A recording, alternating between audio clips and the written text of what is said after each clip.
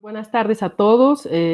Iniciamos con el segundo seminario de este encuentro rumbo a Paminsa, Bolivia 2022. Y quiero agradecer la presencia de todos los presentes y de los palestrantes.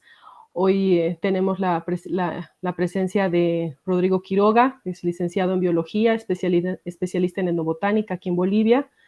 Sus trabajos son un aporte importante para nosotros, para la reconstrucción de este conocimiento sobre medicina tradicional de los pueblos indígenas.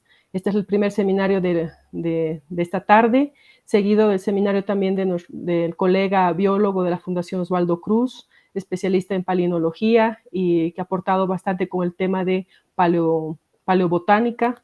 Entonces creo que es un importante aporte que ambos estén juntos aquí para generar un debate sobre el tema de medicina tradicional y estos hallazgos que tenemos en el registro bioarqueológico. Adelante, Rodrigo, gracias. Muchas gracias, Nancy.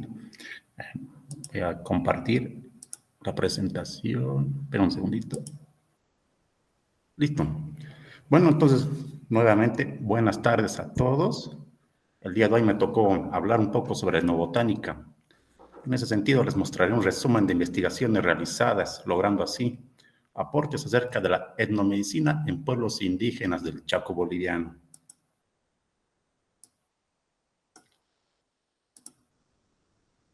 A manera de introducción, la región chaqueña, de extensión media en el contexto global de Sudamérica, se extiende por el sureste de Bolivia, oeste de Paraguay, norte de Argentina y una pequeña extensión del extremo suroeste de Brasil.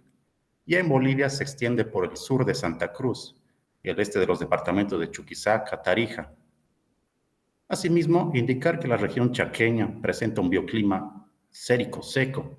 Implica que la vegetación en esta zona se encuentra adaptada a climas en periodos prolongados de sequía, siendo distinto al bioclima pluvial y pluviestacional de la Amazonía y región brasileño-paranense. Importante mencionar que algunos autores mencionan una unidad biográfica, como es el Chaco serrano, que se encontraría por aquí más o menos,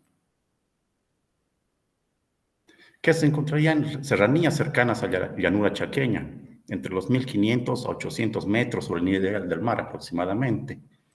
Y otro autor, como es el doctor Navarro, considera esta unidad dentro de la provincia biogeográfica boliviano-tucumana, ya que se encontraría constituida por elementos florísticos andinos que se encuentran ausentes al Gran Chaco de llanura, existiendo además varios endemismos propios de la región andina, y se alojan en los valles secos interandinos.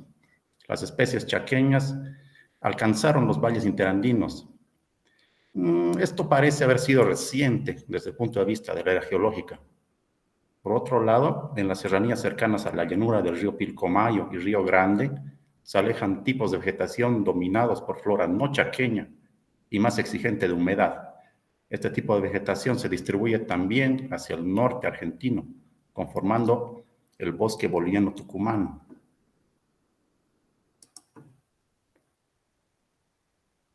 En este cuadro se aprecia una comparación de etnorregiones y ecorregiones. Entonces se aprecia que pueblos guaraníes como Iticahuazú y los guaraníes de Huacareta se encuentran alrededor de los 1000 a 1100 metros sobre el nivel del mar. Ese es el llamado Chaco serrano, caracterizado por las serranías, pero desde el punto de vista cultural se alojan poblaciones indígenas guaraníes. Por otro lado, en la llanura del Chaco boreal se encuentran pueblos indígenas como los Huenayeg, los Tapiete y los Isoseño guaraní, y obviamente en altitudes menores, alrededor de 350, 400 metros sobre el nivel del mar. Aquí tenemos unos ejemplos del paisaje chaqueño. La imagen de arriba corresponde a la llanura chaqueña, con formaciones vegetales espinescentes y caducifolias adaptadas a ambientes muy secos. Se encontrarían, por ejemplo, comunidades vegetales formadas por las cactáceas, quebrachales y numerosas fabáceas espinescentes. En contraposición, la imagen de abajo muestra un paisaje del llamado Chaco serrano, donde se aprecian formaciones nubosas y las serranías en este sector. Estacionalmente suelen tener microhábitats más húmedos. Acá. Tenemos otra imagen referente al Chaco seco de llanura. Se observa un bosque de palosantales. Y dentro de este bosque se encontraría también cactáceas y otras especies vegetales que son espinescentes y adaptadas al ambiente seco. Otra imagen referente al Chaco de llanura. Se observa un bosque de palos.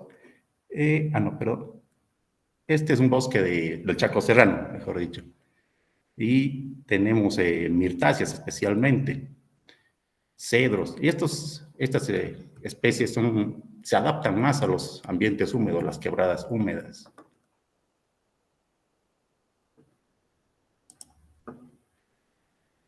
En este mapa se observa la distribución de poblaciones indígenas estudiadas. En Santa Cruz se encontrarían los isoseño guaraní. En Tarija, los pueblos Huenayec, Tapiete e Iticahuazú. Y en Chuquisaca se encontrarían los guaraníes de Huacareta.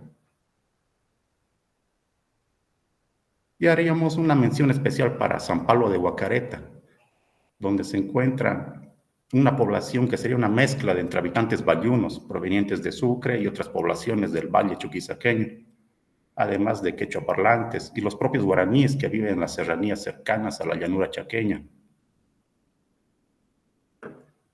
En este sector se encontrarían las serranías o el Chaco serrano.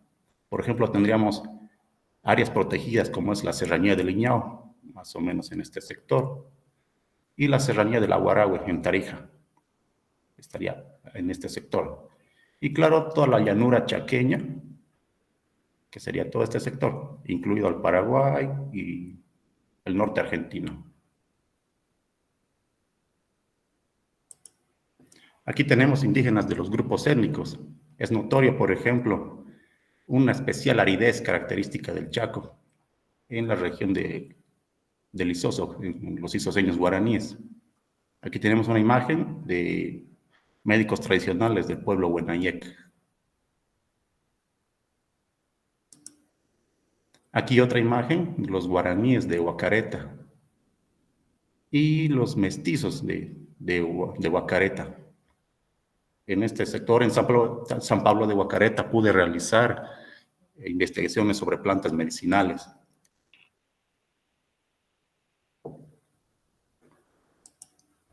Acá tenemos imágenes de un grupo tapiete que se encuentra en Tarija, en el Chaco de Tarija.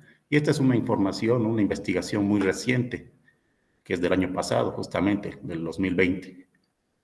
Y en esta imagen tenemos a los guaraníes de Iticahuazú, que estarían en el Chaco serrano de Tarija.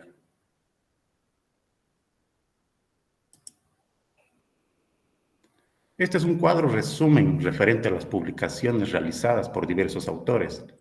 Tenemos publicaciones que datan desde 1996 hasta el 2014 y una reciente investigación, como les comentaba, sobre plantas medicinales del pueblo Tapiete. Por lo observado, se aprecia la existencia de mayor cantidad de libros en comparación a los artículos científicos.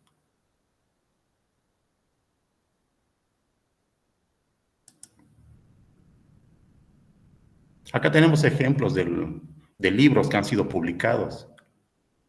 Por ejemplo, tenemos el libro del Isosoc, Plantas del Chaco del Isosoc, Plantas medicinales de Huacareta, los guaraníes de Huacareta. Luego tenemos plantas medicinales del pueblo Huenayec. Y la última publicación de plantas medicinales del pueblo indígena Tapiete. En general, estos libros tratan de plantas medicinales y sus respectivas aplicaciones y formas de uso, de acuerdo al conocimiento de los chamanes o médicos tradicionales. Por su parte, el libro anterior que mencioné trata de plantas útiles con diversas categorías de uso. Este de acá.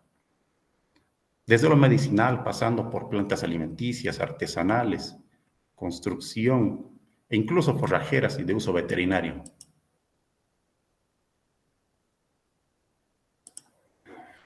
Aquí les muestro una gráfica donde se aprecian las principales familias botánicas reportadas, de forma general para los 6 pueblos estudiados. La familia Fabaceae es la más representativa entre todas, seguida de Asteráceas, Solanáceas, Cactáceas, que son características del pueblo, de la región chaqueña, y es notoria la cantidad mayoritaria de especies vegetales encontradas.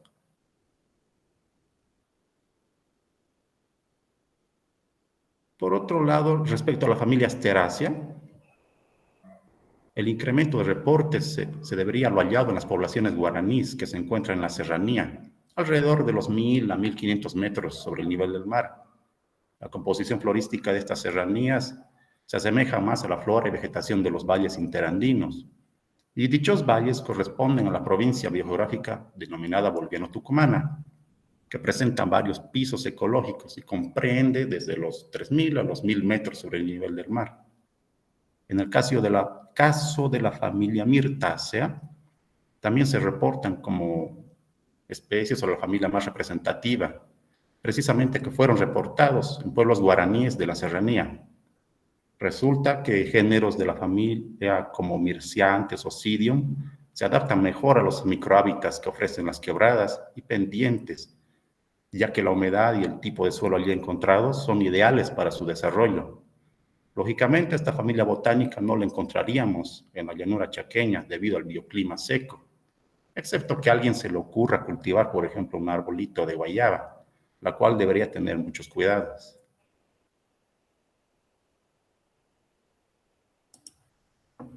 Aquí tenemos ejemplos de plantas nativas del Chaco, Acacia aroma, o la llamada tusca, que tiene propiedades cicatrizantes en sus hojas y cortezas. El palo santo, empleado como cardiotónico especialmente para el mal de Chagas. El musílago en las hojas del cactus sacharrosa es empleado para tratar el dolor de cabeza, hongos y erupciones que pueden salir en la piel. También se la consume como infusión de hojas y la misma sirve para tratar la fiebre y la diarrea. El algarrobillo, Ibidibia paragüensis, suele utilizarse para problemas gastrointestinales como la diarrea y el dolor de estómago. Sus frutos son empleados como tintes naturales para la artesanía.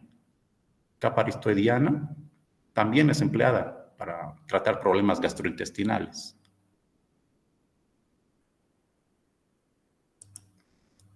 Aunque no siempre es reportado en la literatura científica, debe mencionarse la hierba mate, Ilex paraguariensis, como otra hierba medicinal típica entre los guaraníes y en general por poblaciones indígenas y criollas del Chaco sudamericano. En las entrevistas realizadas a médicos tradicionales Buenayek, por ejemplo, indican que varias hierbas para el sistema digestivo eran consumidas o son consumidas a través del hierba mate. Asimismo, un artículo escrito por Genoveve Bordi en el ISOSOC menciona que la hierba mate es una vía de administración de otras plantas medicinales entre los pobladores de este pueblo indígena. Y menciona también que el fruto de la Generia vulgaris se utiliza para elaborar el tradicional poro, que es este de acá. Es lo más tradicional que hay.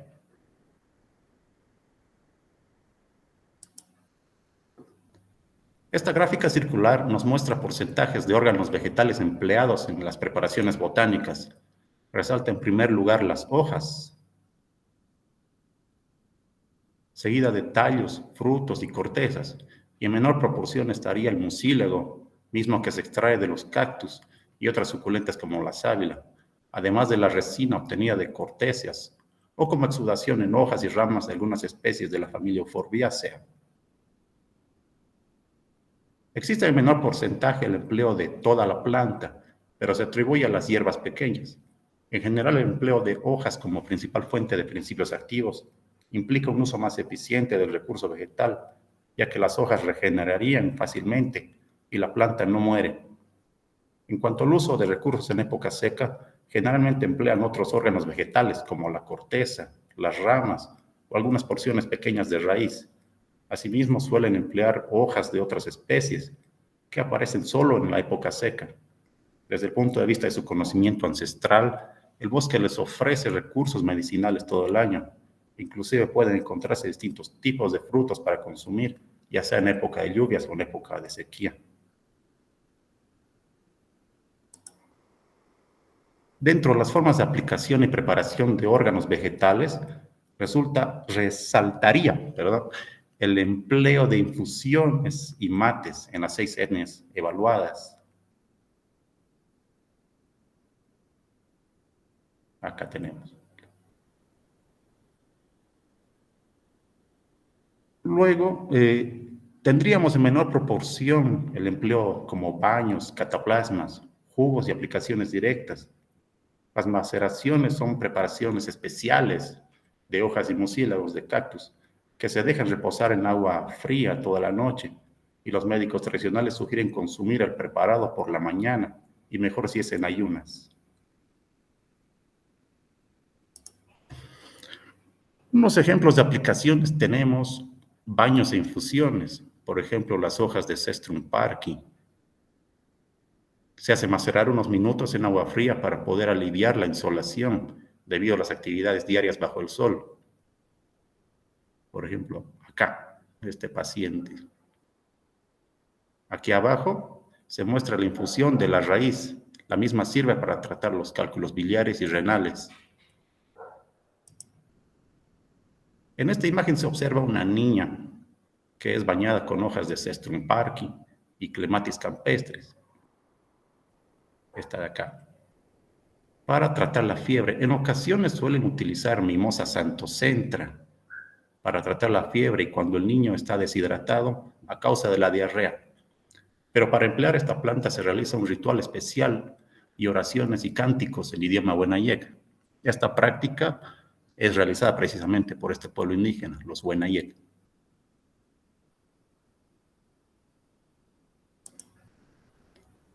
La categorización o clasificación de enfermedades es una metodología propuesta por Barbara Frey, quien realizó su investigación en una población mexicana. En este caso se adaptó para poder describir brevemente las clases de enfermedades reportadas en los trabajos que se mencionan en esta presentación. En realidad, las plantas medicinales chaqueñas tienen un amplio rango de curación y tratamiento para disminuir los efectos nocivos de una enfermedad. El tratamiento de desórdenes gastrointestinales resalta en la farmacopea de los guaraníes, tanto en Huacareta, entre los isoseños e Iticahuazú, y especialmente en la población criolla de San Pablo de Huacareta. Acá. Esta. Mientras que los Wenayek mostraron mayor cantidad de plantas para el tratamiento de enfermedades dermatológicas.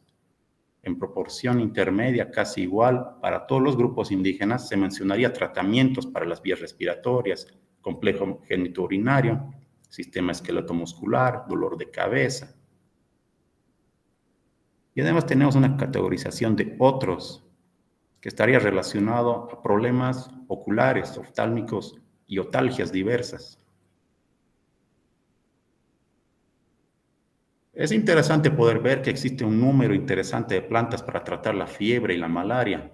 Inclusive hay plantas para aliviar la insolación o golpe de calor, pero suele ocurrir cuando una persona está mucho tiempo bajo el sol y con temperaturas elevadas, ya que en el Chaco puede llegar incluso a 45 grados Celsius. Y realmente es una gran ayuda el empleo de estas plantas.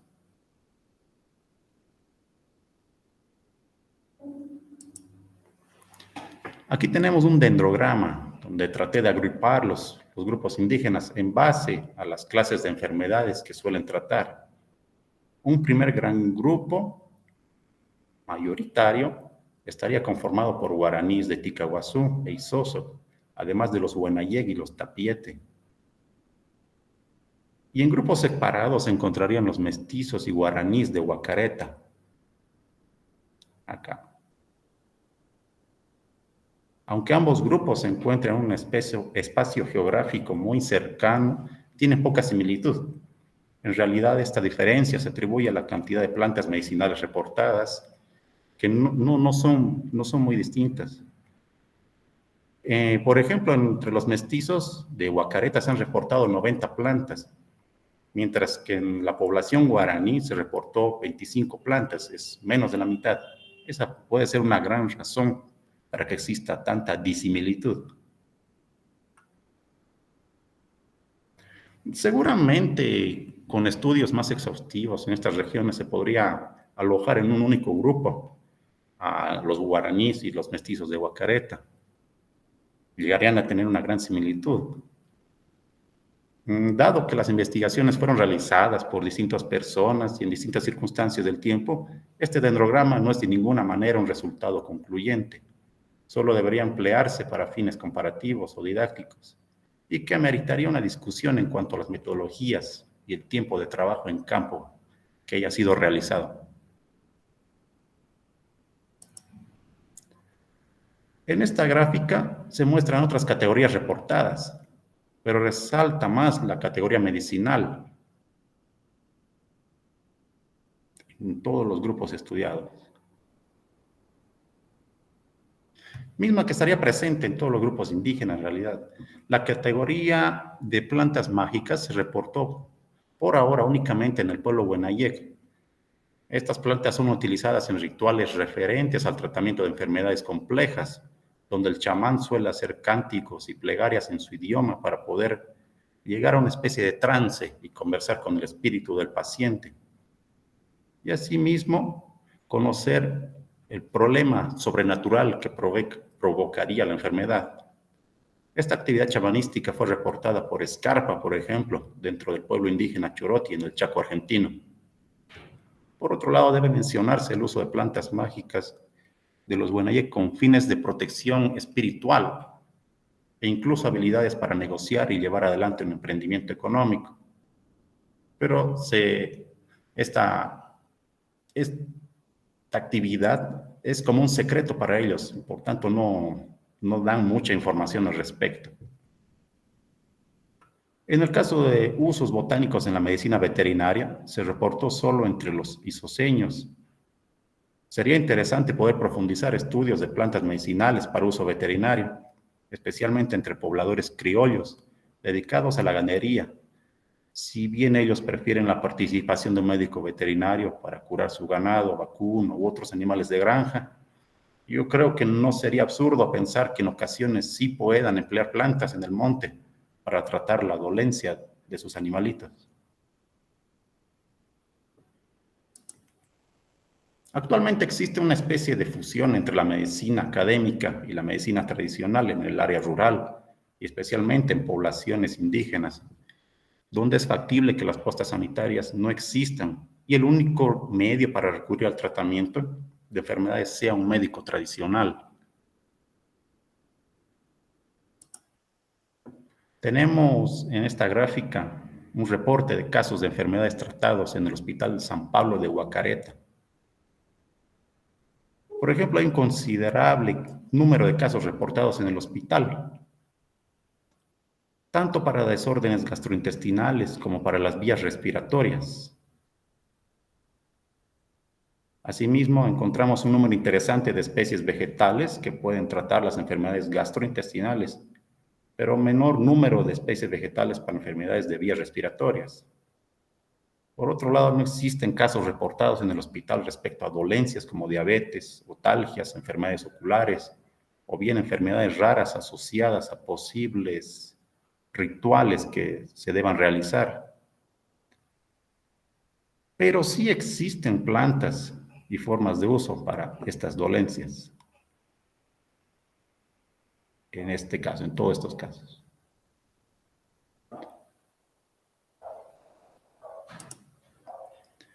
En el ejemplo del pueblo Huenayec, se hizo un reporte de casos en al menos 2 postas sanitarias y en épocas distintas del año.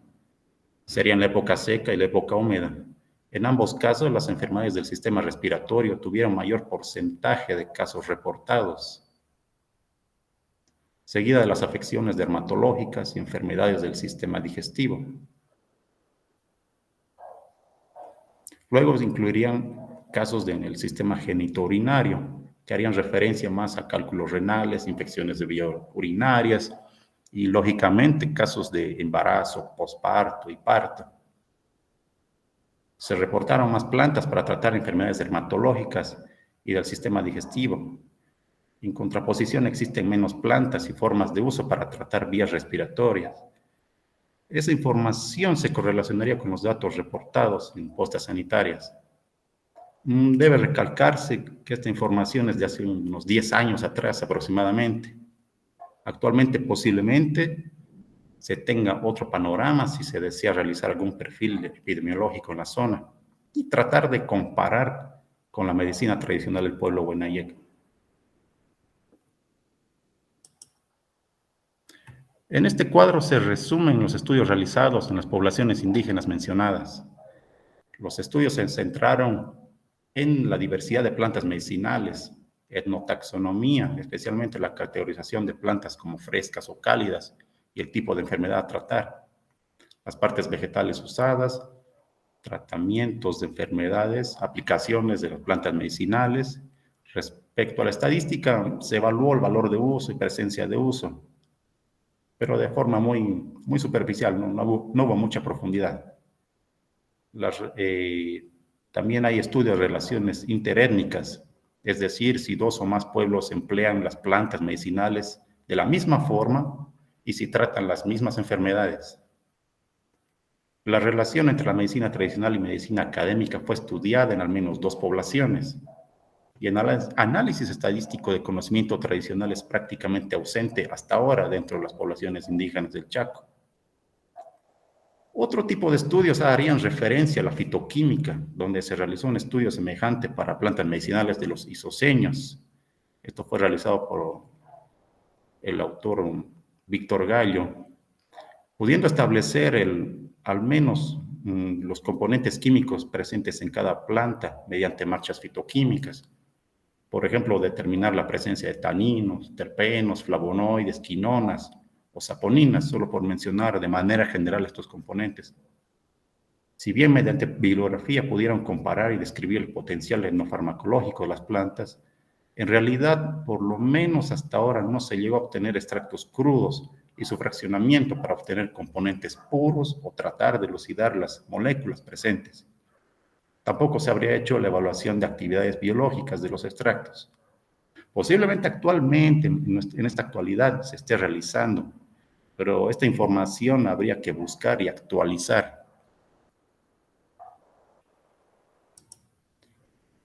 Una manera de conclusiones, si pudiéramos obtener alguna conclusión de esta información que les di, diríamos que en los estudios etnobotánicos la categoría medicinal es más representativa. Las familias botánicas más representativas son las fabáceas, asteráceas, solanáceas y cactáceas, dentro de la medicina tradicional chaqueña. Las enfermedades que más se tratan en la medicina tradicional serían las dermatológicas, digestivas y genitourinarias. Entre las formas de uso más recurrentes estarían los mates y las infusiones, además de los baños y cataplasmas. La práctica de la medicina tradicional depende de la accesibilidad a centros de salud y los recursos económicos. Es decir, si las postas o el hospital está muy cerca a la comunidad, lógicamente van a asistir a estos lugares. Y si está muy lejos, y yo creo, con seguridad asistirían a un médico tradicional, aunque posiblemente haya gente que prefiera la medicina tradicional y prefiera recibir la atención de un médico tradicional. Como recomendación, podríamos decir que es importante uniformizar la investigación científica a nivel de la etnomedicina y usos locales de plantas medicinales en las etnias analizadas. Estudiar también las propiedades curativas en relación a la medicina veterinaria. Esto sería la etnoveterinaria. Respecto a otras categorías de uso, debería estudiarse plantas forrajeras, alimenticias y de uso veterinario, como les comentaba, ya que algunos pobladores locales dedicados a la pecuaria podrían utilizar estas plantas medicinales. Muchas gracias. Esa es la información que pude revisar para la etnomedicina chaqueña. En esta foto muestro el río Pilcomayo, en una comunidad Huenayé. No sé si en el fondo hay como una silueta, si se puede apreciar. Este sería la serranía del Aguarahue. Gracias. Gracias, Rodrigo.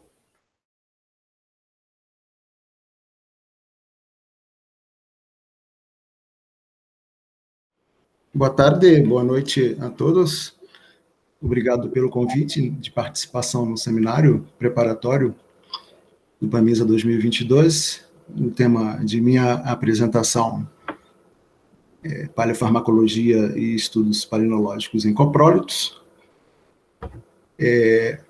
Bom, eu tentei fazer uma apresentação em espanhol, vocês me perdoem alguma falha ortográfica, eu preferi errar na ortografia do que tentar falar um espanhol mal falado. A apresentação ela se divide, então, em 3 partes. O primeiro, os conceitos de paleofarmacologia, coprólitos e palinologia, né, que são as bases dessa apresentação. Depois nós passaremos para um estudo de caso de análise de coprólitos animais e humanos que foram feitos no sítio do Boqueirão da Pedra Furada, no Piauí, e terminaremos com algumas perspectivas de análise polínicas em coprólitos, né, o que nós temos hoje de novidade, vamos chamar assim, no estado da arte desse material, que são os coprólitos, como uma ferramenta interessante, tanto para estudos parafarmacológicos, como também para a reconstituição de paleoambientes. Bom, como definição, a paleofarmacologia ela é um campo emergente, relativamente novo, né, dedicado à exploração do registro arqueológico e buscando evidências da utilização de plantas medicinais no passado. Ele se propõe, então, a estudar resíduos como folhas, grãos de pólen, resinas, sementes, encontrados em sítios arqueológicos e que podem apresentar esses resíduos, micro-resíduos, macro-resíduos, né, propriedades medicinais por populações do passado, populações pretéritas. Os coprólitos são fezes humanas ou fezes animais que estão no estado fóssil. Nós podemos recolher esse material em sítios arqueológicos ou em outros tipos de depósitos, onde as condições sejam propícias para tal, e a identificação desse material ela é feita, em princípio, no que diz respeito à sua morfometria, e também o seu conteúdo, né? Por exemplo, animais carnívoros, eles apresentam, por vezes, restos ósseos, é o caso dessa foto, de um sítio do Nordeste do Brasil, e herbívoros, eles apresentam uma massa de folhas, ou material que seja diferente em função da ingestão da sua dieta. Na diagnose, nós também podemos usar coleções, né, de referência no que diz respeito à comparação com animais atuais e comparar com esse material.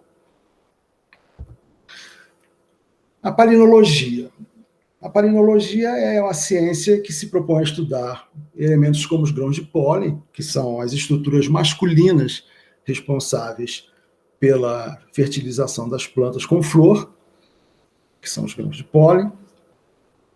Também o estudo de esporos de plantas como samambaias, briófitas, pteridófitas, e dinoflagelados, arquitárquicos e quitinozoários fósseis. Então, em princípio, todos esses palinomorfos, eles são os elementos em que a palinologia ela se propõe a estudar. Esses palinomorfos, eles têm a interessante característica de serem resistentes à decomposição. A existência de um polímero denominado esporopolenina possibilita que a conservação desse material ela seja extremamente eficiente. Aqui nós podemos ver nessa figura, em microscopia de varredura, o aspecto de uma lâmina com alguns grãos que apresentam uma morfologia distinta, que o palinólogo consegue, vez ou outra, chegar à espécie, os especialistas, mas nós, a maioria das vezes, nos restringimos a famílias e gêneros. Independente do trabalho que você vai fazer, é interessante sempre você imaginar a necessidade de você criar uma coleção de referência para comparação do material que você encontra em suas amostras arqueológicas com o material atual. No caso dos grãos de pólen, por exemplo, essas espécies elas são coletadas em herbários. Então, nós temos uma série de plantas que já estão determinadas, catalogadas, e essa coleta, então, é feita, e você utiliza uma série de tratamentos químicos para extrair os grãos de pólen desse material.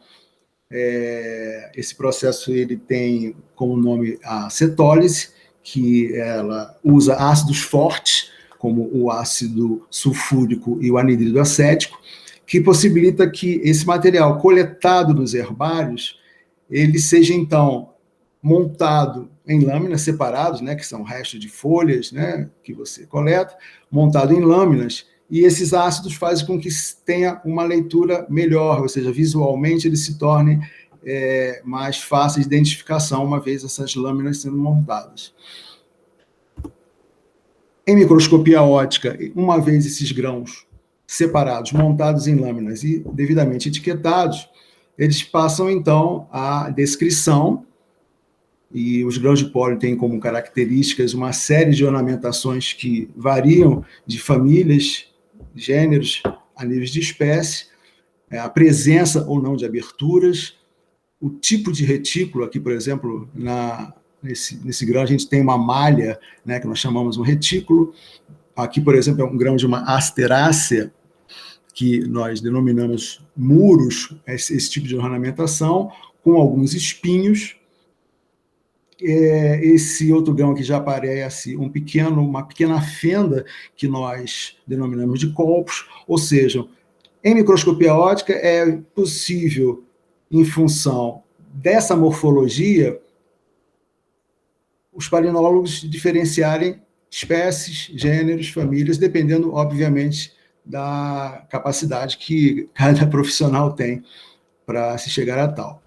E as medidas também, elas são extremamente importantes, uma vez que você, chegando a um determinado nível de especificidade dessa classificação, um tamanho de abertura, ou um tamanho de um muro, ou um tamanho de um copo ou de uma fenda, ele vai ser fator taxonômico para a identificação desse material.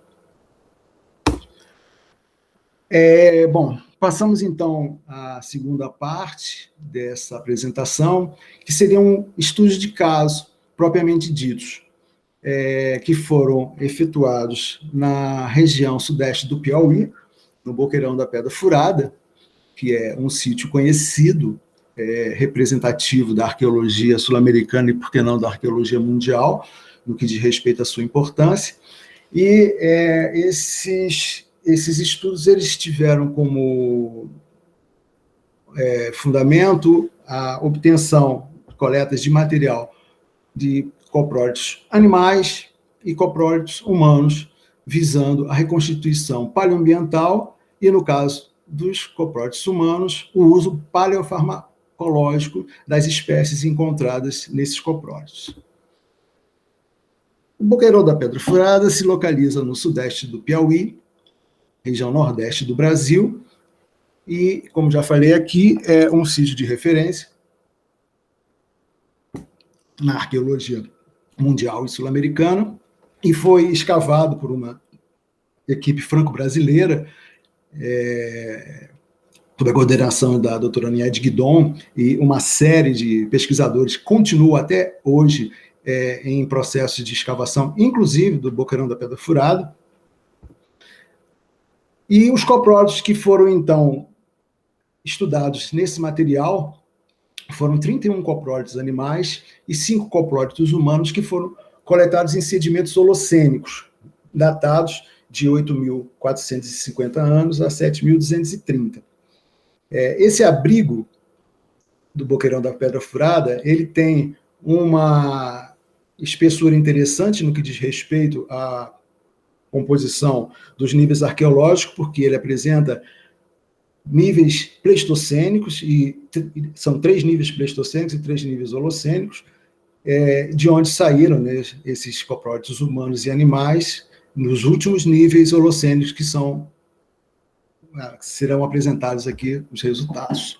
Isso é uma vista da escavação com o processo já de esvaziamento, né? A gente tem aqui toda essa extensão foi esvaziada, né? Aqui ainda existe nos dias de hoje um bloco testemunho, né, para trabalhos futuros, de ferramentas futuras de estudos, e aqui nessas paredes nós temos uma série de pinturas rupestres representativas de uma riqueza pictórica dessas populações que se abrigaram nesse sítio e que foram, então, estudados por esse trabalho.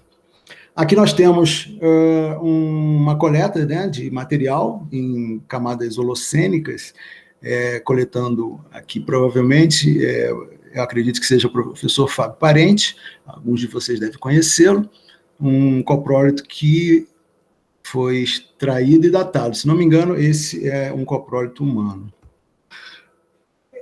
Para vocês terem uma ideia, né, da forma desse material que chegou às nossas mãos para esse estudo palinológico, eles apresentam essa aparência, né, assim, alguma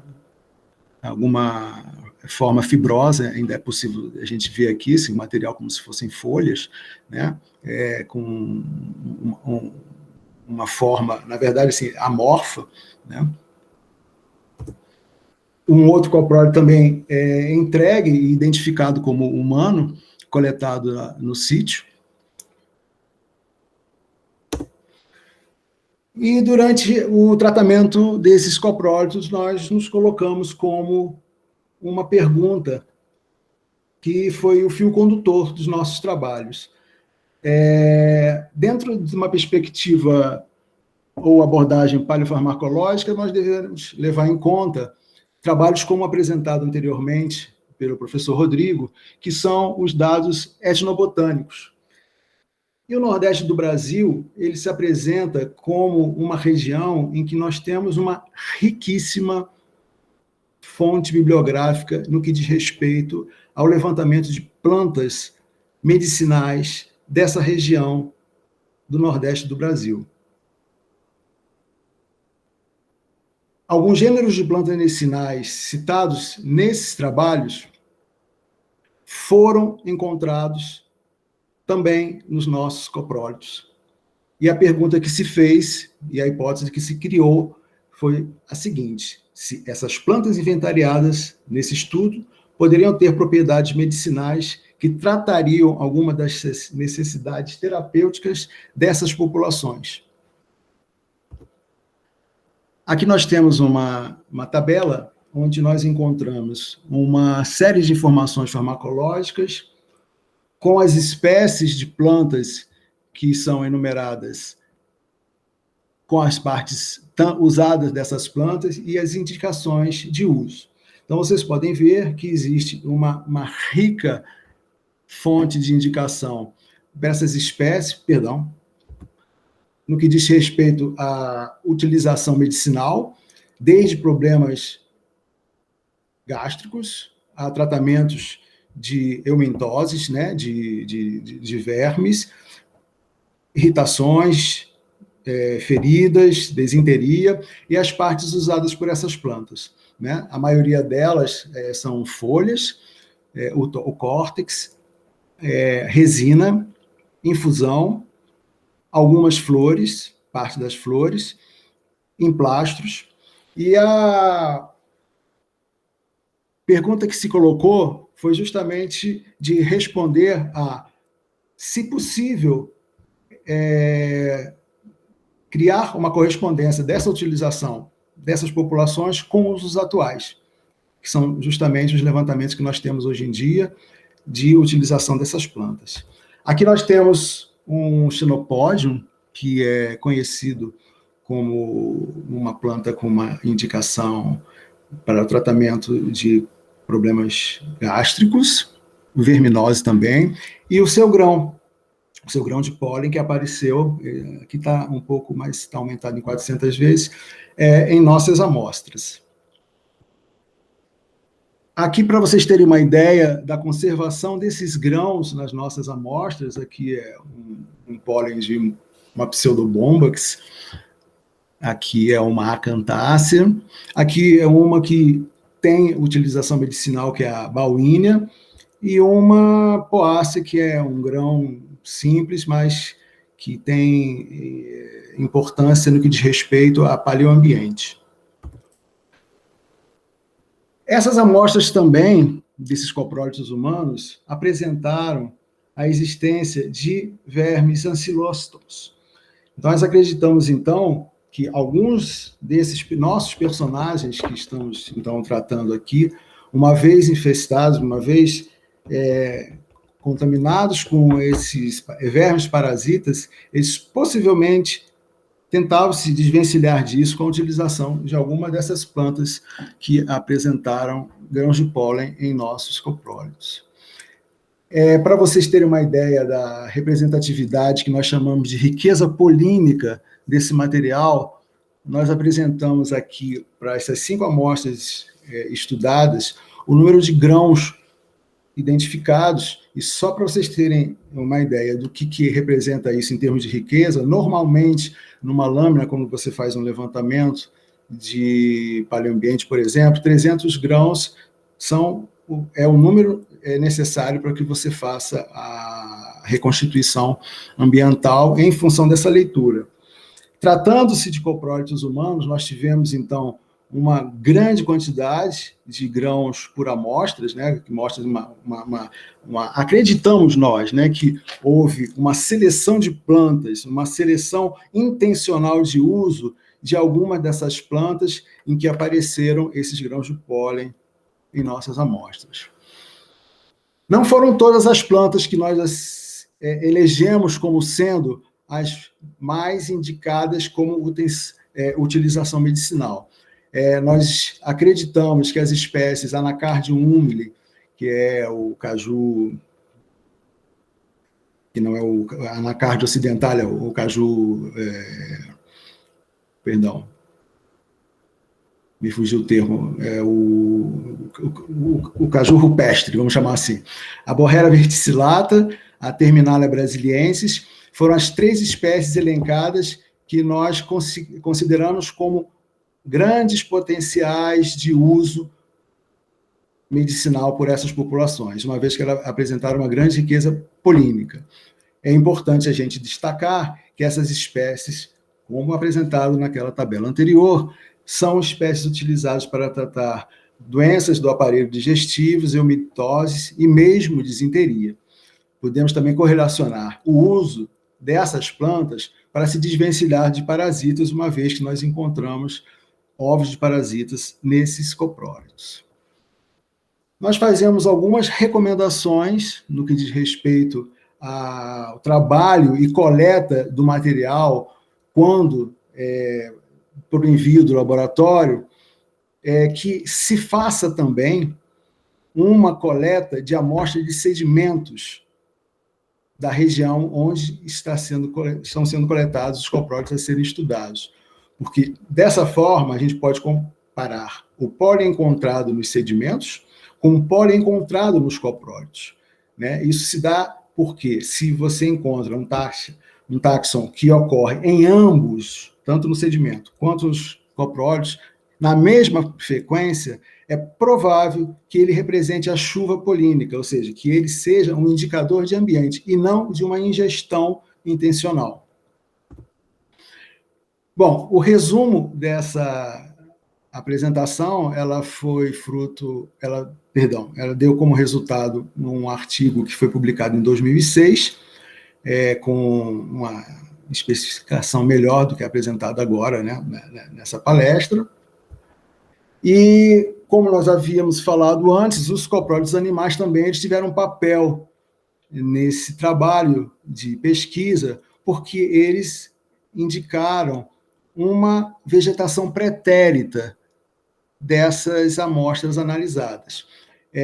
nós temos aqui elencados os coprólitos animais, o número de coprólitos animais que foram estudados, a presença ou não de parasitas, aqui no caso desses animais, no caso tricúris, aqui os nossos 5 coprólitos humanos que foram analisados, alguns com a presença de vermes, ancilostomídeos, tricúris e ascaris, mas no que diz respeito à reconstituição ambiental, esses coprólitos animais, eles nos levaram a um quadro paleoambiental de uma vegetação diferente da caatinga que existe hoje em dia no sudeste do Piauí, e sim uma vegetação de transição entre o cerrado e a caatinga, apresentando um clima menos seco do que o clima atual.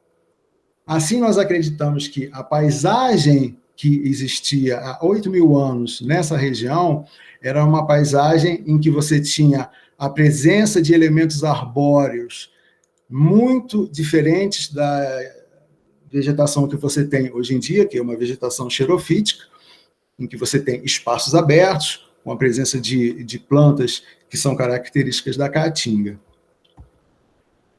Esses resultados foram corroborados também por análises antracológicas de outros pesquisadores, né? Dentro de uma perspectiva arqueobotânica, estudos antracológicos que foram efetuados no sítio da Pedra Furada identificaram uma associação de carvões dispersos em níveis estratigráficos, concentrados em algumas fogueiras, bastante similares às nossas análises palinológicas.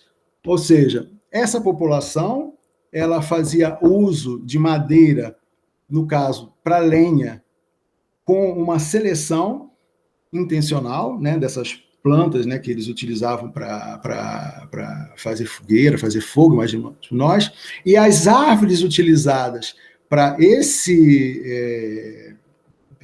com essa finalidade estão de acordo com o levantamento que nós fizemos. Em 2002, se não me engano, nós demos início a uma coleta de material de sedimentos numa região próxima, visando a confirmação dos nossos achados nos coprólitos. Então, dessa vez, nós estamos trabalhando com sedimentos, com uma equipe italiana que resgatou um material faunístico de épocas pretéritas também, e o resultado, está publicado agora, no começo do ano, bateu também, foi de acordo, as análises palinológicas que nós encontramos nos sedimentos desse estudo estão bem de acordo com o que os coprólitos, os pólios dos animais que eu relatei anteriormente se deram. Bom, e no final da apresentação, como perspectiva de análise futuras desse material, né, vocês podem observar que os coprólitos eles são uma ferramenta interessante, né, tanto para estudos climáticos, também como de dieta e até mesmo para uso medicinal. Nós temos no final de 2020, a publicação de um artigo que eu acredito que seja o estado da arte de pesquisas feitas com coprólitos no mundo, aqui na América do Sul, na Europa, em que várias metodologias foram levantadas, várias sugestões de coleta para que se direcione estudos em coprologia com uma metodologia que possa ser utilizada por todos os grupos de trabalho.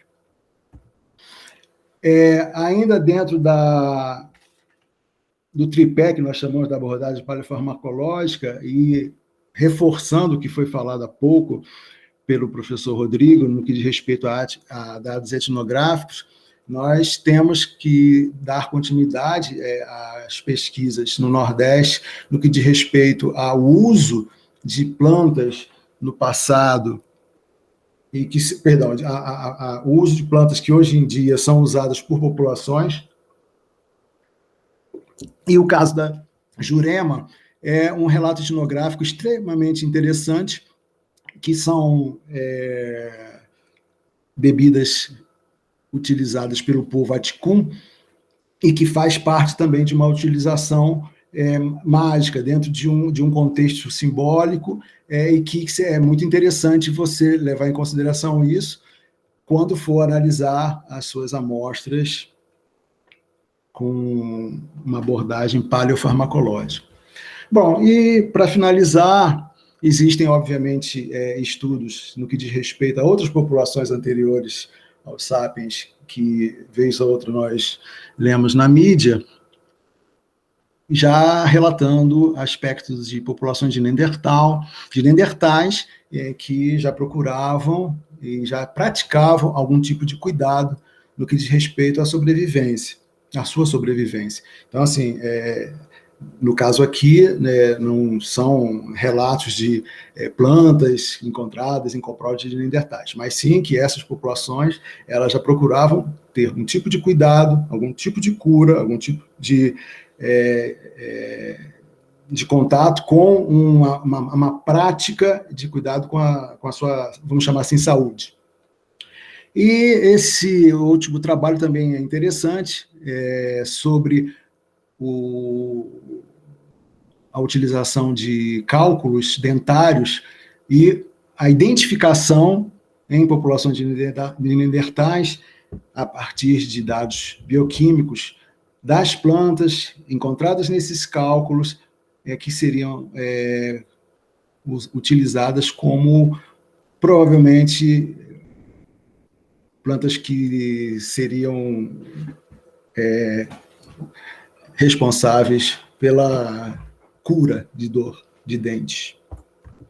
Bom, nós temos um grupo de pesquisa que se propõe a fazer um estudo de paleontologia arqueológica e paleoambiente, paleoetnobotânica, que é o Grupo POLARC, que nós, hoje em dia, estamos com alguns trabalhos em andamento no que diz respeito a levantamentos paleoetnobotânicos, né, e contamos assim, com a contribuição sempre de outros pesquisadores, e esperamos que a paleontologia ela continue sendo uma ferramenta interessante em estudos futuros, sejam eles arqueológicos, em apicultura, estudos forenses, em paleofarmacologia, filogenia, medicina, e que essa estrutura de trabalho ela se prolongue, né, com seminários como esse que nós estamos apresentando hoje aqui.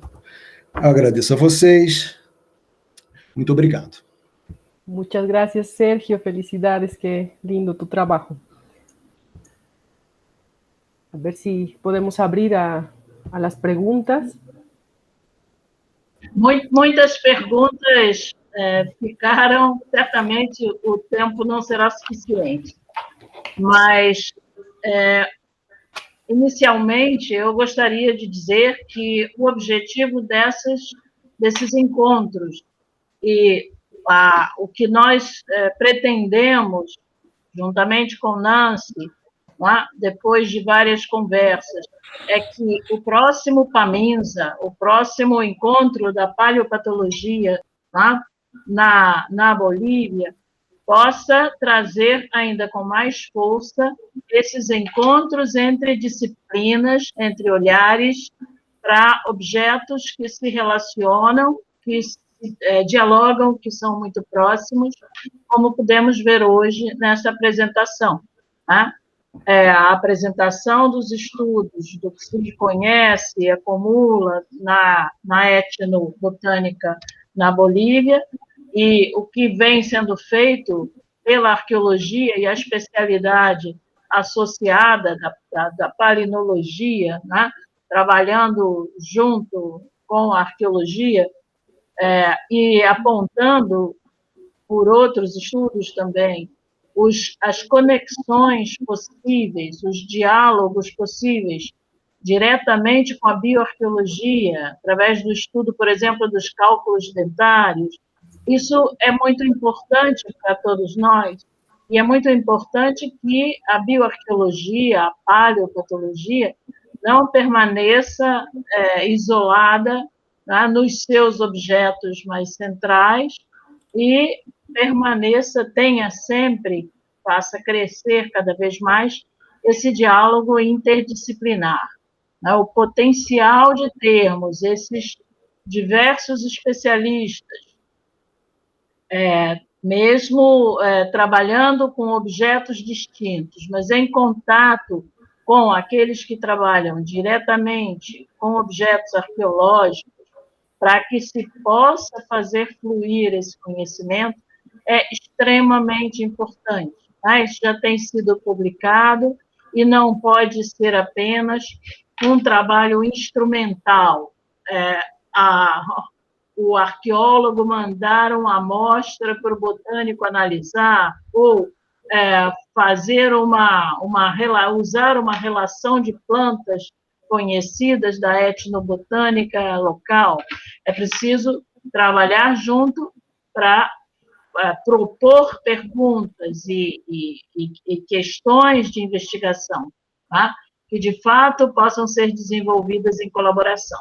Este é o nosso objetivo e fico muito satisfeita pela contribuição, pela sugestão aí do nome do Rodrigo, que acho que preencheu plenamente o que nós pretendemos, e Sérgio, que é nosso parceiro aí, que já trabalha com a bioarqueologia e com a paleoparasitologia na Fiocruz há muito tempo, e vamos juntos, tá?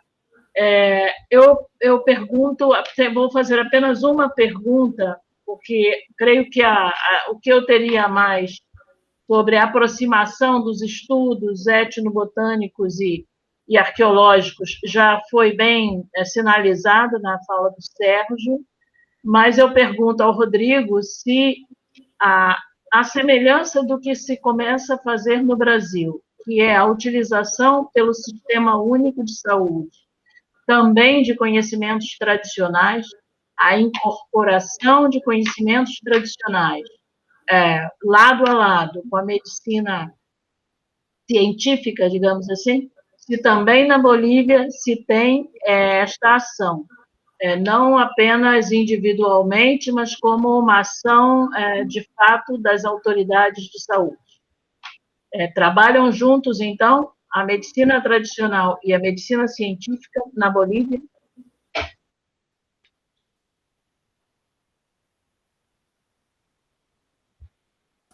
Ahora sí, ya puse el micrófono. Respecto a la medicina tradicional y la medicina académica, como había comentado, hay una especie de fusión entre la medicina tradicional y la medicina académica en los hospitales y en las postas sanitarias. Por lo general, las personas, los más antiguos, las personas mayores, prefieren la medicina tradicional, y ya los jóvenes, los adultos más jóvenes prefieren la medicina académica. Creo que es más factible utilizar medicamentos que plantas medicinales. Ahora, investigaciones respecto a la fitoquímica, digamos, hay investigaciones en la Universidad de La Paz, por ejemplo. Estuvieron realizando estudios fitoquímicos en un pueblo Tacana, en el norte de La Paz, tratando de sacar metabolitos secundarios, aislar los componentes y ver las actividades biológicas. En una planta que se llama Evanta, si no me equivoco, que tradicionalmente los tacanas lo utilizan para el tratamiento de la leishmaniasis. Entonces, en La Paz han tratado de sacar los componentes y hacer actividades biológicas para neutralizar, digamos, el parásito de la leishmania. Respecto al gobierno, bueno, tienen sus ideas y tienen su viceministerio de medicina tradicional, pero creo que de momento no es tan profundo y ni es tan fuerte el enlace que existe entre los médicos tradicionales y la medicina académica, por ahora. Sí, muchas gracias. Como también en Brasil, acepto por todos, pero hay una intención y hay también la libertad para que se adopten conjuntamente las dos cosas en ciertos servicios médicos para la atención primaria de los pueblos. Gracias. Sí. Tal vez puedo complementar. Perdón. Pero sí que podía acotar una idea más. Claro. Hay otra población indígena, bueno, indígena, pero no es de la llanura, no es de tierras bajas, es en los pueblos andinos, aquí en Cochabamba, Bolivia, entre la comunidad Apilapampa, que son quechuaparlantes.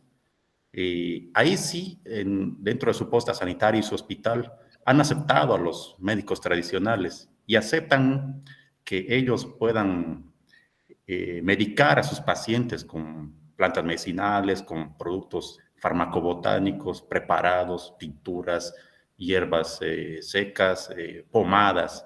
Entonces, no, en esta comunidad no hay mucho problema en ese aspecto. Sí está aceptado. Sería bueno que haya también en otros lugares, en otras poblaciones criollas, área rural, indígenas.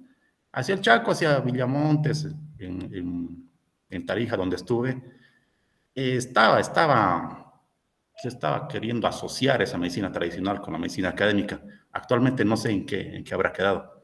Pero sí hay una tendencia. No es absoluta, pero están. Sí, hay un camino. Sí, gracias. Tal vez puedo complementar eso un poquito. Desde el Viceministerio de Medicina Tradicional se promueve este registro de las plantas, ¿no? Está dentro de sus actividades impulsar que en cada región tengan en las postas de salud exista un médico tradicional, precisamente porque hay gente, como dice Rodrigo, que no acepta la medicina occidental. Entonces, ellos van y se tratan con su médico o en sus lugares de origen, o pueden ir, si llegan a la posta, pueden ser tratados por un médico, ¿no? Hay lugares donde sí, en el oriente boliviano, en la Amazonía, donde sí participan activamente, ¿no? Es algo que promueve el Estado boliviano.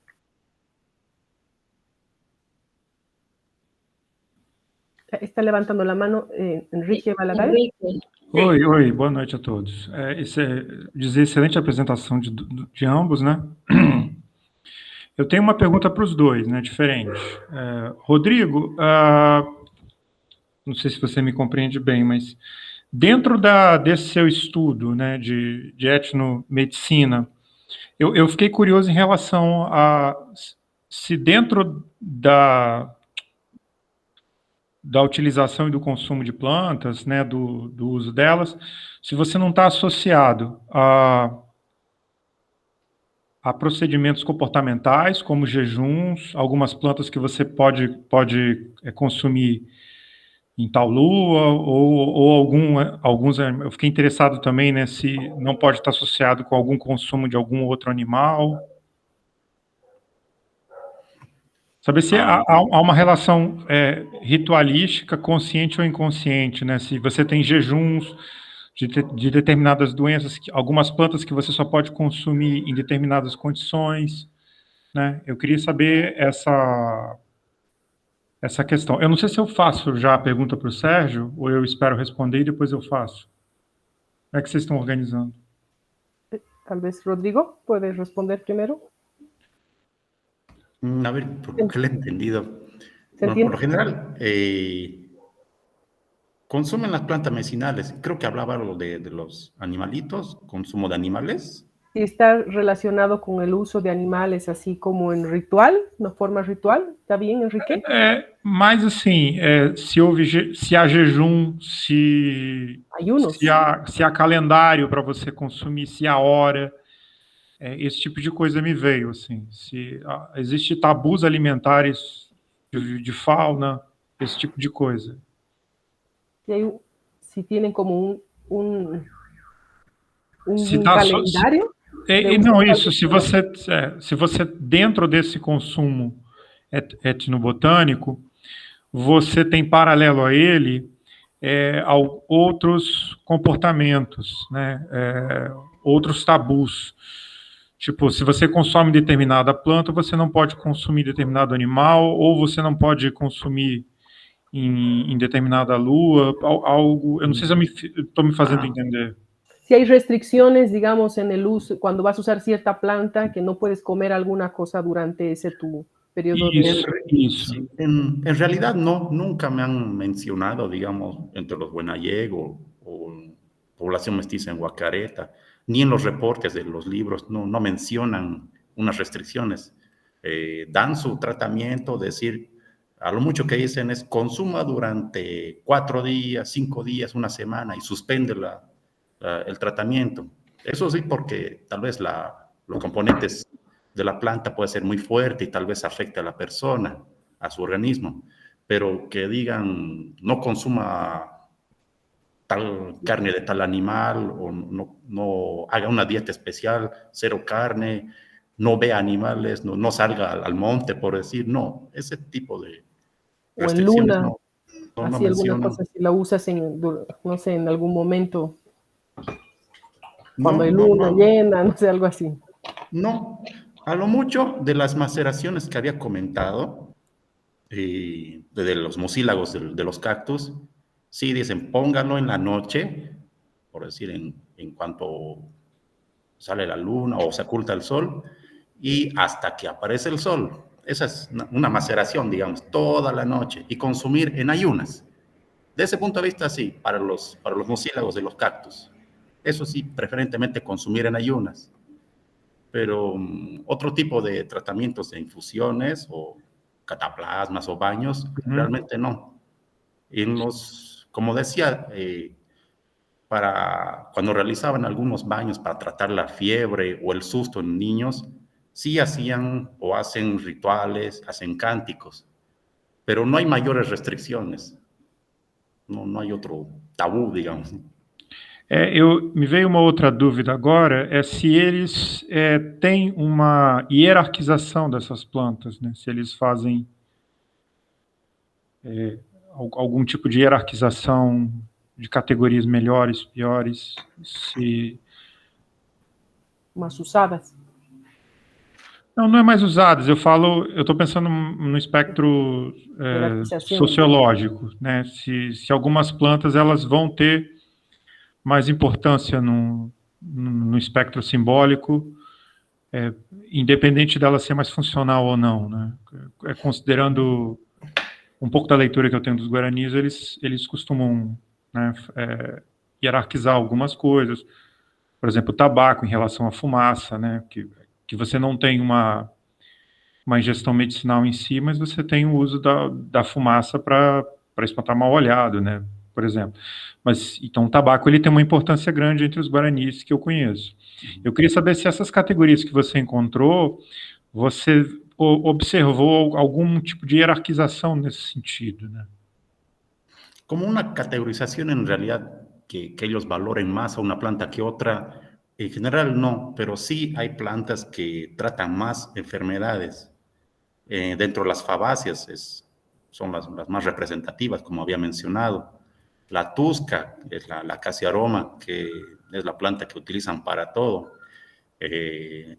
Tiene efectos cicatrizantes muy buenos, inclusive para dolores estomacales y las diarreas, eso debido a los taninos que tienen. Entonces ellos utilizan este tipo de plantas, la tusca, por decir.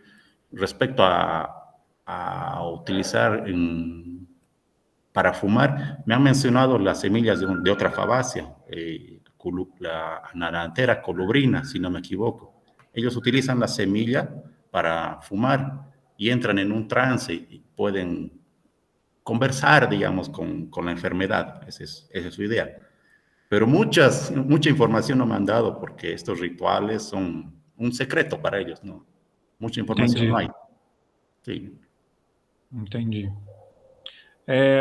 O Sérgio, sobre em relação aos coprólitos, você mencionou que havia tanto de animais como de humanos.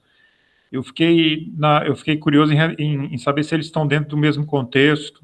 Sim. Ou sim, são coprólitos que estão dentro do mesmo contexto, em níveis muito próximos, e até mesmo eu lembro que quando da defesa da minha tese de doutorado, que foi há 20 e poucos anos, a banca até perguntou para mim assim, mas você está falando assim de uma seletividade, né, feita por esses coprólitos que você disse que foram entregues para você como sendo humanos, né? Ou seja, na época não tinha sido feito nenhum estudo, por exemplo, de esteroides para saber se era humano, masculino, feminino, bom, pouco importa. Mas o que eu lembro que eu respondi foi justamente dentro de mesmo níveis, você tinha os coprólitos animais que apresentavam plantas totalmente diferentes dos pólenes encontrados nos humanos que estavam no mesmo nível, né? Sendo classificados como humanos e animais. Então, daí nós partimos para a interpretação de uma seletividade dessas plantas por parte dos humanos, né? Coisa que você não encontrou nos animais, já que eles estavam ali, né, no caso, né, utilizando-se dos mesmos recursos. As plantas estavam dispostas para todos, né? Estavam oferecidas, disponíveis para todos, animais e humanos. Não, eu fiquei curioso, aprofundando assim, como é que é interpretado esses copólitos de fauna, são de algum abandono, um período de abandono do sítio, e aí você tem, ou são capturados e mantidos em alguma trilha? A gente acredita que existiram épocas em que esse sítio ele foi utilizado, ele foi abandonado, e posteriormente você tem a utilização por passagem de animais ou por humanos que por ali ficaram por algum tempo.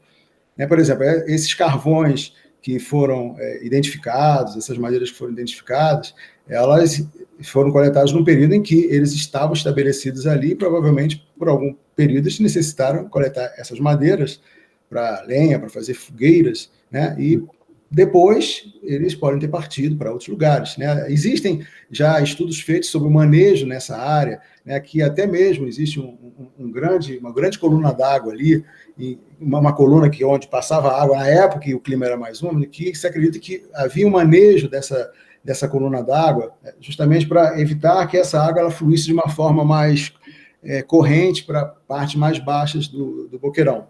Então, assim, eu acredito que houve intercalações de épocas de uso, né, e épocas de ocupação por animais por ali. São veados, são pequenos roedores, pequenos carnívoros, né, pequenas onças. Interessante. Não, era só isso, assim. Muito obrigado ao Rodrigo, né, ao Sérgio. Como a professora disse, né, vai enchendo a cabeça de dúvidas, assim, mas acho que, para mim, por momento, tá ótimo. Muito obrigado, gente. Ótima apresentação de vocês. ¿Hay alguna outra pergunta? Eu tenho uma, Nancy, que na verdade junta com a tua apresentação da semana passada, né? Como você mostra uma série de corpos preservados, né, por mumificação, tem sempre a possibilidade, né, da recuperação de coprólitos nos intestinos, né, nos abdômenes. E tem algum trabalho que faça essa conexão já?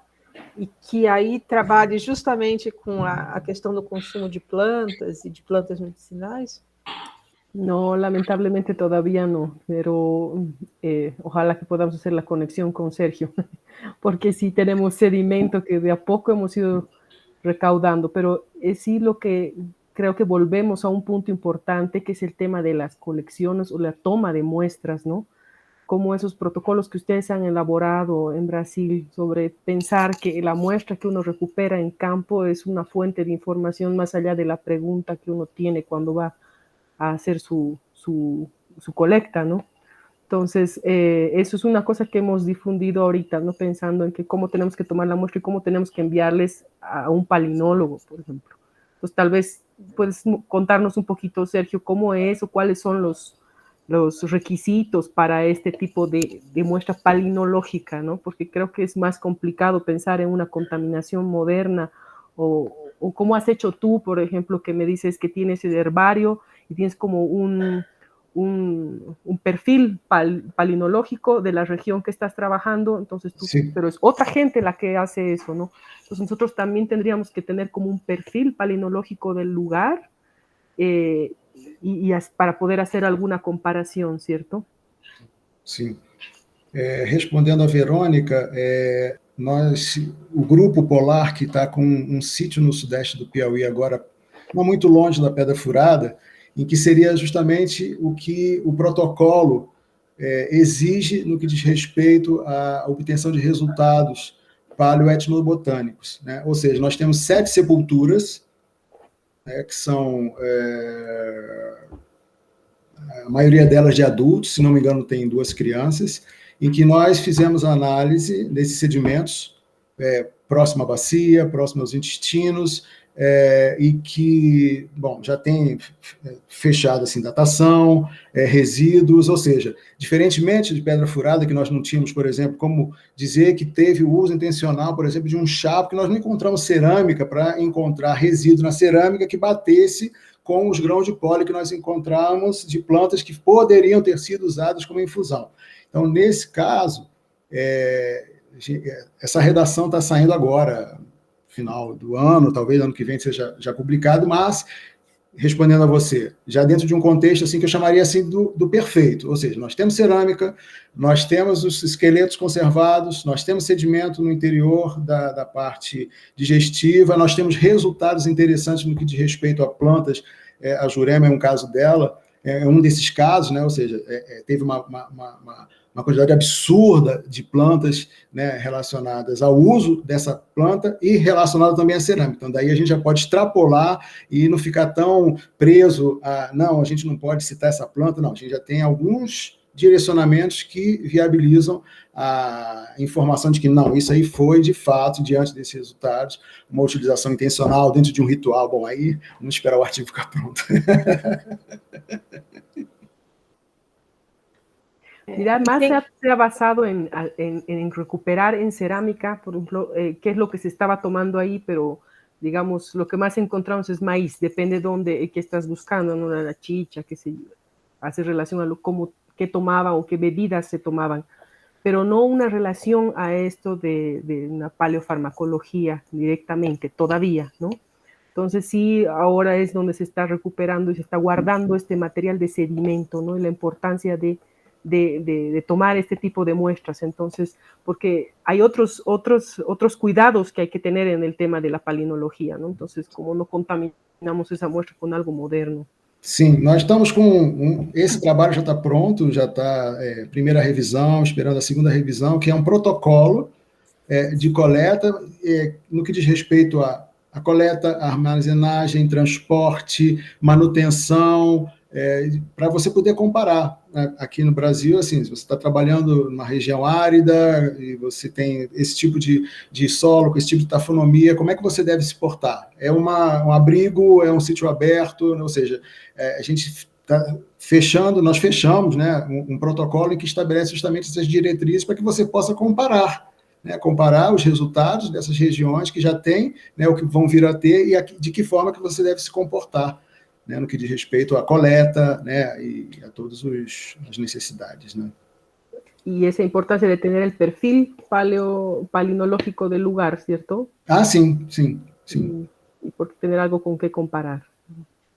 E, Sérgio, tomando essa história de que pensar as infusões, né, isso é uma fala que às vezes a gente escuta de alguns colegas arqueólogos mesmo, como se não tem cerâmica, mas há outras formas de se aquecer a água sem ter cerâmica, né? Sim, sim. Testarias impermeabilizadas com pedra quente e aquecimento de água por pedra quente, tem uma série de sistemas. Em alguns sítios da região que eu trabalho no Mato Grosso, a gente percebe a escolha sistemática de determinados seixos que aparecem sempre nas grandes fogueiras estruturadas e que são aquecidos e reaquecidos, de vez em quando quebram, e a gente tem claramente esse sinal do aquecimento das pedras para que se faça algo. Tanto pode ser um forno, como pode ser aquecer a água, né?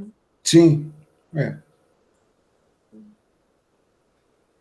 Isso para dizer que na ausência de cerâmica, ainda assim, uma infusão é possível. Você não precisa ter a receita certinha.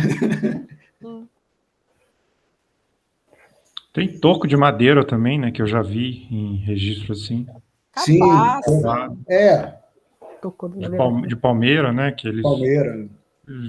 E até hoje você usa pelo menos até uns 15 anos atrás, que eu vi uma matéria, né, deles fazendo café usando pedra quente, né, assim, para não fazer uma cerâmica mais... Eles jogavam, eu já vi jogando pedra, eram não indígenas, né, usando ferro quente, né, essas coisas assim. O Ricardo levantou a mão. Ricardo, sí.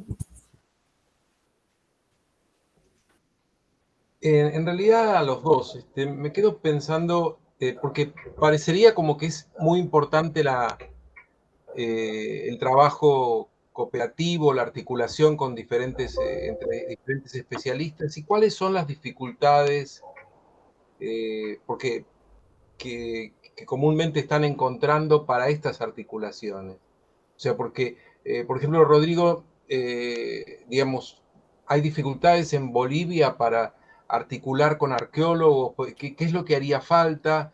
¿Qué es lo que haría falta, Sergio, en Brasil? Y probablemente, me pregunto, también en Argentina, que no deben ser muy distintos, o en otras partes de Sudamérica, para facilitar las articulaciones. ¿Cuáles son las dificultades que ustedes se encuentran? Desde lo académico, desde lo institucional.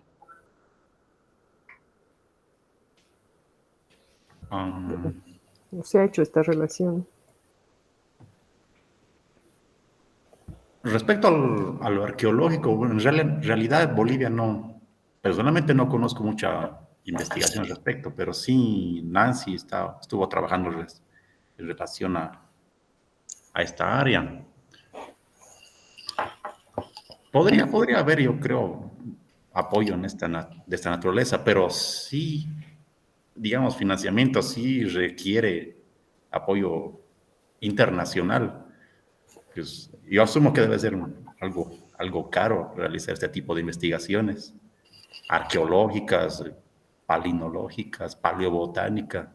Creo que es más complejo en Bolivia. En Argentina creo que tienen más adelanto en este tipo de investigaciones, y asumo que en Brasil también, por lo que estamos viendo. No se ha hecho una relación directa aún, Ricardo, pero sí hemos hecho una conexión en algún momento. Cuando yo estaba en Chile, trabajábamos con un grupo de Perú, Pedro Tapia, que trabajó alguna vez con Karl Reinhardt de Nebraska, y hay un grupo que trabaja también, tiene un laboratorio de paleopalinología. Entonces ellos estaban un poquito impulsando este tema y nos dieron algunas pautas de los protocolos, ¿no?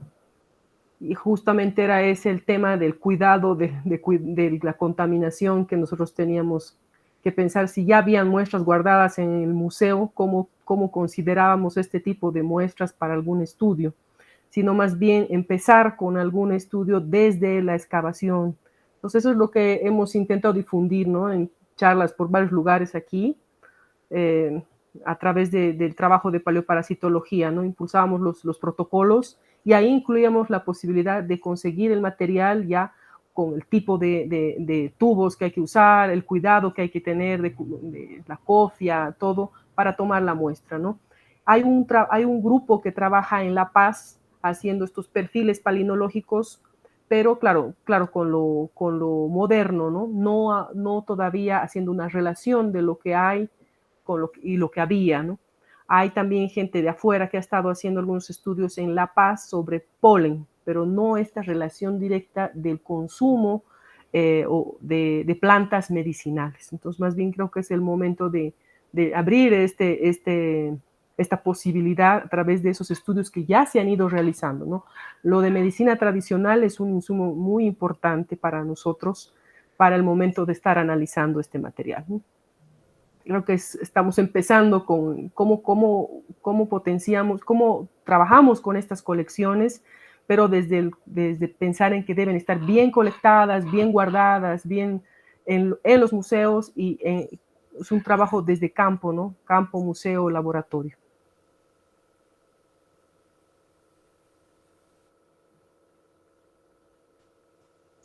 ¿Hay alguna otra consulta que yo... Me gustaría, si Sergio también desde Brasil... Sim, Ricardo. Eu acredito que nós já temos depois de muitos anos, uma rede estabelecida de contatos, de grupos de pesquisa. Hoje em dia, obviamente, a questão de financiamento de trabalho de campo é muito mais problemática no que diz respeito a saídas e coletas, mas eu acho que nós temos também muito material assim que nós estamos aprendendo em função da pandemia, né, a trabalhar dentro de uma rede como esse seminário, em que facilita um trabalho que antes estava restrito talvez àquela pequena pesquisa individual do laboratório, e você sabe que desse jeito isso não sobrevive. Né? Dessa forma de trabalho você não vai sobreviver. Então, assim, ou agora essas redes elas se ampliam, né? Senão a coisa não vai andar. Né? Assim, óbvio que as questões são questões financeiras, né? Ou seja, as datações continuam aos preços que são, né? As necessidades de datações elas são claras. Tem revistas que você publicar com uma datação nem aceitam, né? Então você tem que ter várias datações, isso tem um custo, mas eu acho que agora, na verdade, a gente está no momento de cristalizar essas redes, né, de contato, né? Nós temos várias, nesses anos todos de trabalho, né, que eu estou na Fiocruz, por exemplo, né, a própria consolidação da coleção de coprólitos e de fezes atuais, que hoje em dia necessita de um estabelecimento contínuo de manutenção e que vai ser colocado dentro de um prédio novo, ou seja, tem até algumas facilidades que a gente está tendo. Né? Nós, que eu falo assim, enquanto grupo de trabalho, né? Mas a gente sabe que nem tudo, né, está uma maravilha. Né? Então, esse é meu ponto de vista. Eu me acuerdo el nombre, Luis Guamán Mesía, que trabaja con palinología.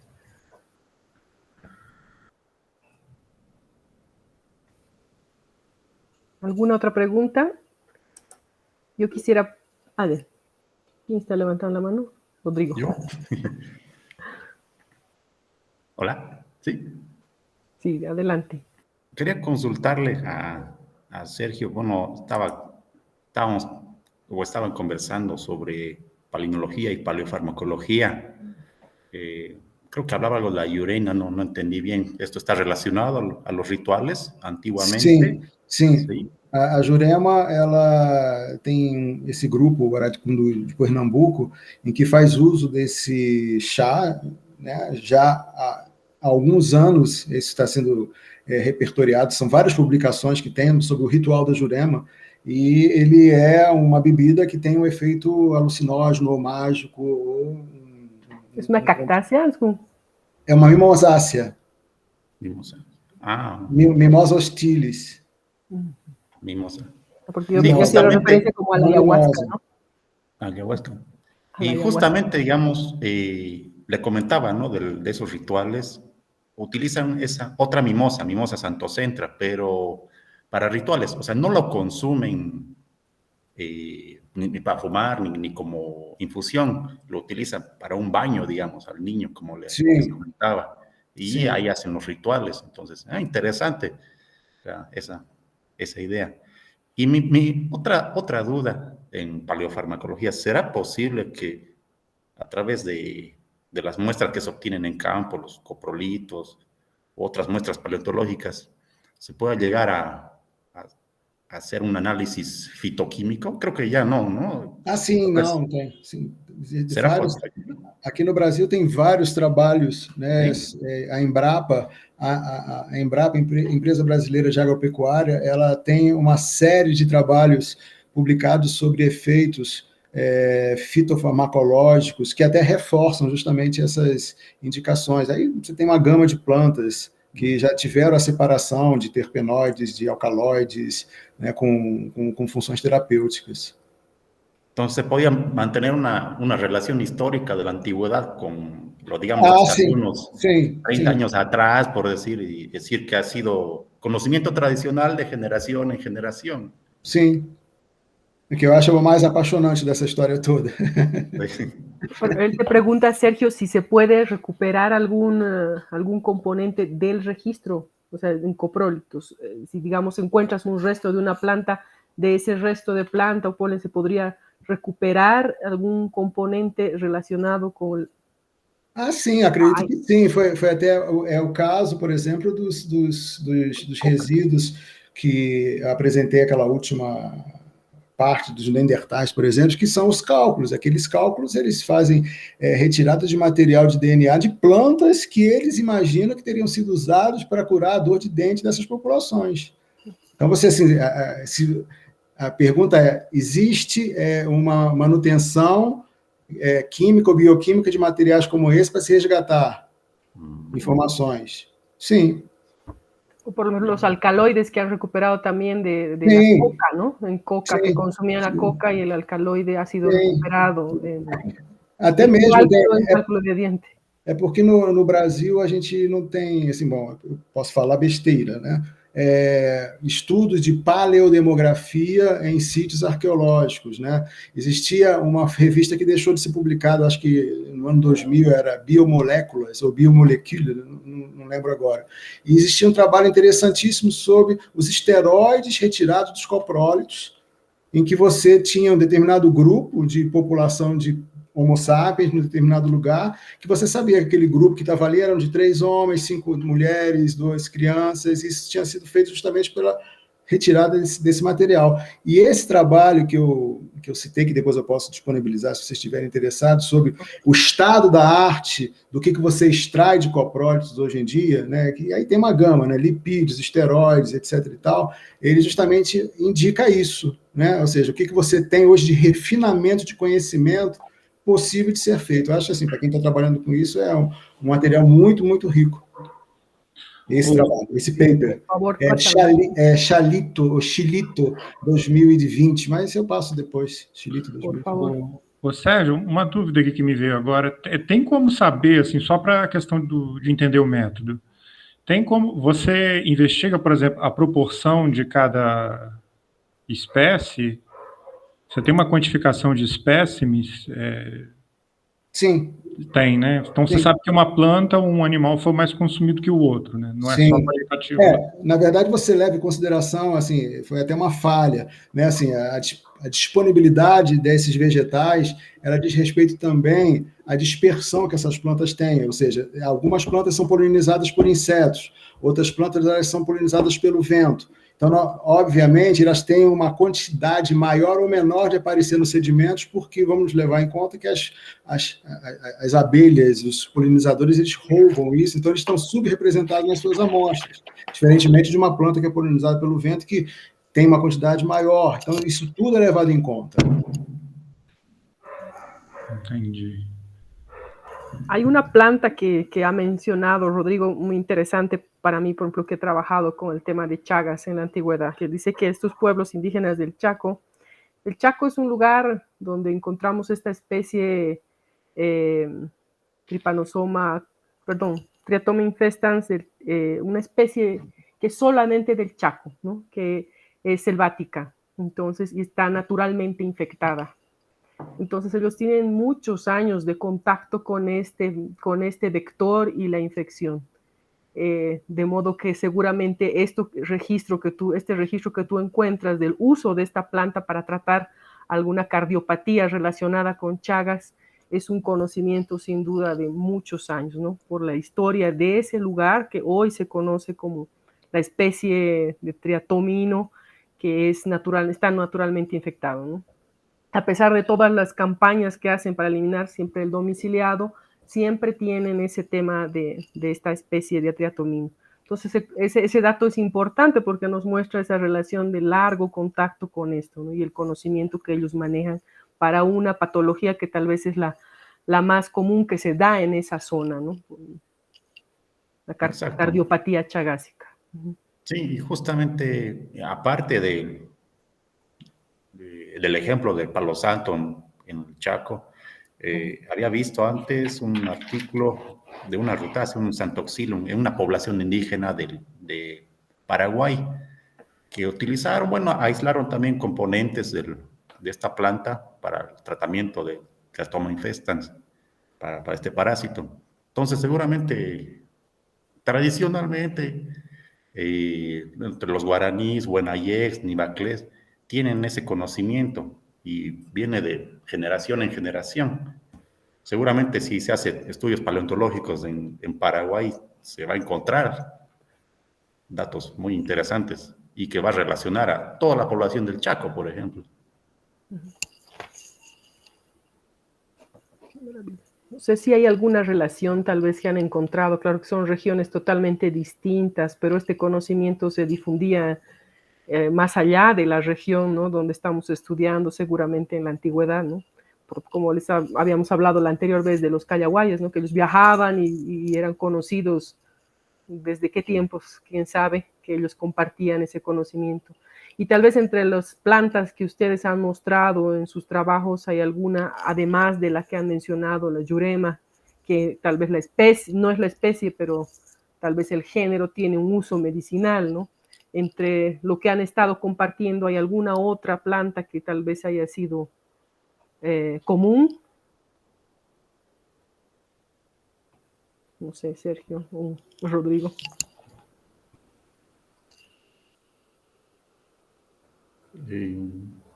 Desculpa, recuerdo que... a pergunta é se existe alguma planta comum dos nossos trabalhos que a gente possa apontar.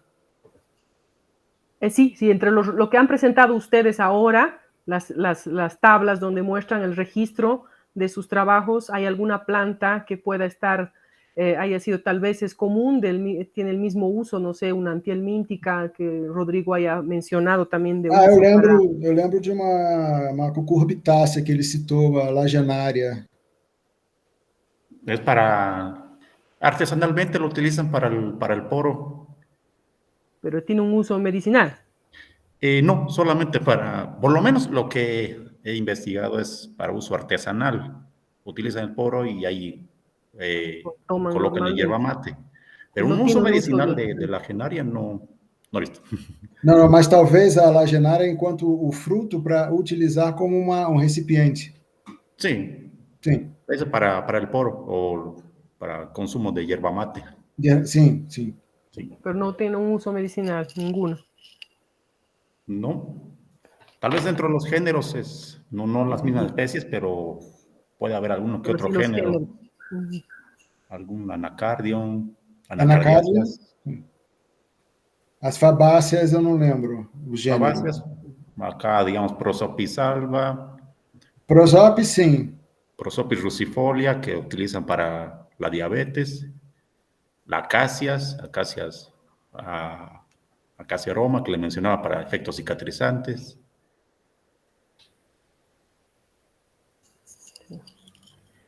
Posiblemente haya, dentro de las plantas medicinales de los chiquitanos, pueda relacionarse con lo que hay en el Brasil, ya que la región biogeográfica de la chiquitanía es de la región brasileño-paranense, es el Cerrado. Entonces, sí, si hacemos una comparación, posiblemente sí podamos encontrar plantas que sean muy, muy semejantes. Una relación interétnica, decías tú, pero o sea, yo me pregunto tal vez que en algún momento tal vez no existía ese tipo de plantas en el lugar, pero había como un intercambio de conocimiento, ¿no?, entre regiones que hacían uso de plantas, como lo vemos en los callahuayas, ¿no?, que ellos llevaban sus plantas a otras regiones más lejanas que donde están, ¿no?, en su región de origen. Y yo creo que debería haber entre los guaraníes que están en Bolivia, Paraguay y Brasil, porque la región sureste de Brasil antiguamente era guaraní, Misiones, hacia el Paraguay y el norte argentino. Y yo creo que debe haber si estudiamos con más profundidad, supongo que tendríamos que encontrar.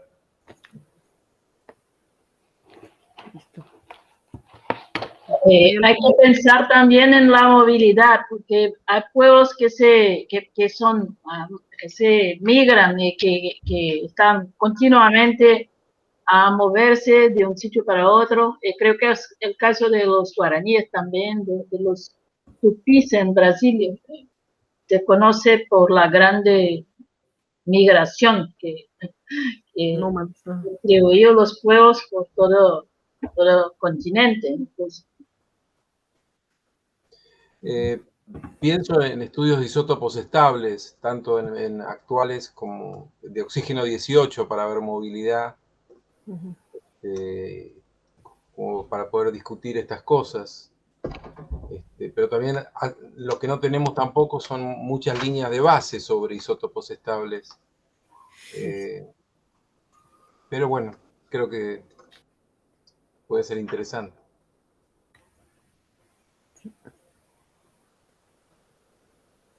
Bueno, ¿hay alguna otra pregunta? Sí, Sheila. Muchas gracias, Sergio, Rodrigo. Un gusto compartir y escuchar sus trabajos y nos abren la mente a hacer estas conexiones y relaciones con lo que estamos trabajando y pueden hacerse inferencias a lo que pasaba, ¿no?, en los pueblos ancestrales. Muchas gracias. Gracias, Gracias por el Gracias, espacio Nancy. y Parabéns, Rodrigo, pelo seu trabalho. Gracias, Sergio. Parabéns, gente. Gracias, Boa noite. obrigado. muchas gracias. El siguiente Obrigado. seminario.